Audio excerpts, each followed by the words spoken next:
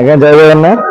ଆଜି ଆମେ ଆସି ପହଞ୍ଚୁଛୁ ଆମର ଜଟଣୀ ସ୍ଥିତ କନ୍ତିଆ ଗ୍ରାମରେ, ଯୋଉଠି ଆଜି ଲଙ୍କା ଦହନ ଏପିସୋଡ ଚାଲିଛି।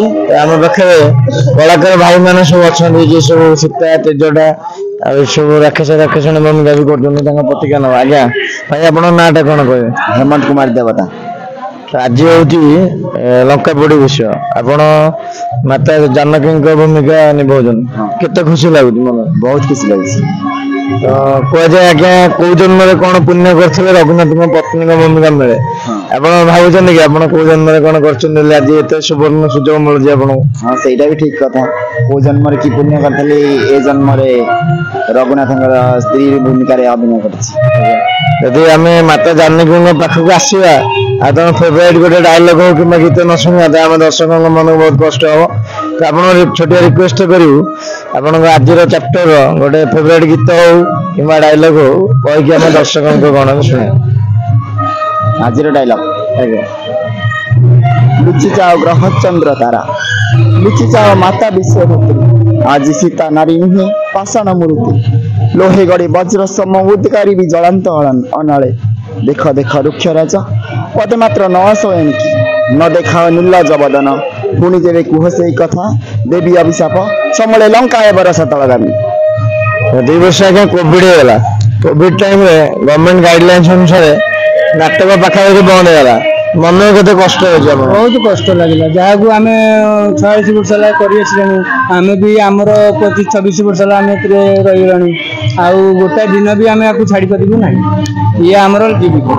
ସବୁଦିନ ପାଇଁ ଆମେ ଚାହୁଁଛୁ ଆମ ପ୍ରଭୁ ଆମକୁ ଏମିତି ହିଁ ମଲା ଯାଆନ୍ତୁ, ଆମେ ଏଇଠି ରହିବାକୁ ଚେଷ୍ଟା କରୁଛୁ। ଆଜିକାଲି ଆଜ୍ଞା ଦେଖାଯାଉଛି କେତେ ଜଣ ଆମର ସଂସ୍କୃତି ଆଜ୍ଞା ଅପସଂସ୍କୃତି ଭର୍ତ୍ତି କରୁଛନ୍ତି, ଲୋକ କଳାଟା ବୁଡେଇବାକୁ ଚେଷ୍ଟା ବି କରୁଛନ୍ତି। ତାଙ୍କ ଉଦ୍ଦେଶ୍ୟରେ କଣ ଶୁଭେଚ୍ଛା ବାର୍ତ୍ତା ଦେଉଛନ୍ତି, ସେ ଲୋକ କଳାଟା ଚିରଦିନ ପାଇଁ ବଞ୍ଚିବ? ସବୁଦିନ ଏଇ ଜିନିଷ ଚାହିଁବି, ସମସ୍ତଙ୍କ ଭଗବାନ ସମସ୍ତଙ୍କ ମନରେ ଏମିତି ବିଦ୍ୟମାନ ଶରୀର ରଖନ୍ତୁ, ଯାହାକି ଏମିତି ପ୍ରଭୁଙ୍କର ନାମ ଚିରଞ୍ଜୀବୀ ହେଇକି ସଦାବେଳେ ରହିବ, ଯାହାକି ରାମ ରାଜ୍ୟ ବି ଫେରି ଆସୁଛି, ପ୍ରଭୁ ଆସିକି ବିଦ୍ୟମାନ ହେଇଗଲେ। ଯୋଉ ଅନୁଷ୍ଠାନଟି ଆଜ୍ଞା କେତେ ବର୍ଷର ଅନୁଷ୍ଠାନ? ହେଇଗଲା 46 ବର୍ଷ।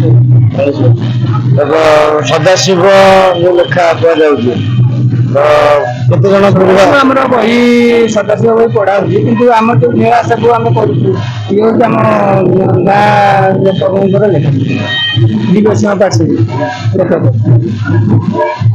ଆଜି ଆଜ୍ଞା ଗୋଟେ ଫେଭରାଇଟ ଗୀତଟେ ଅଛି, ଯୋଉଟା ଆଜ୍ଞା ହନୁମାନ ଯେତେବେଳେ ମୂର୍ତ୍ତିକା ରହୁଥିବେ ଗୋଟେ ରତ୍ନମନ୍ତ୍ରୀ ଗୀତ ଅଛି। ସେ ରତ୍ନମନ୍ତ୍ରୀ ଗୀତରେ ଆଜ୍ଞା ପଦେ ଆମେ ଦର୍ଶକ ମନ ଶୁଣୁ। ଆରେ ବାବୁ ହନୁମନ୍ତ ଶୁଣ ମୋ ବଚନ, ବୀର ଶୁଣ ମୋ ବଚନ,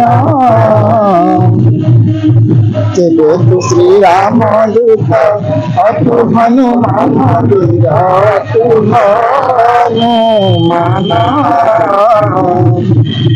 ଗୋପତ ସଙ୍ଗୀତ କିଛି ଦେଇଛନ୍ତି କୁହ, ବୀର ଦେଇଛନ୍ତି କୁହ। ବହୁତ ଧନ୍ୟବାଦ। ଆପଣଙ୍କ ବହୁମୂଲ୍ୟ ସମୟରୁ ଆମ ୟୁଟ୍ୟୁବ ଚ୍ୟାନେଲରେ କିଛି ସମୟ ଦେଇଥିବାରୁ ଆପଣଙ୍କୁ ଅନେକ ଅନେକ ଶୁଭେଚ୍ଛା। ଜୟ ସୀତାରାମ।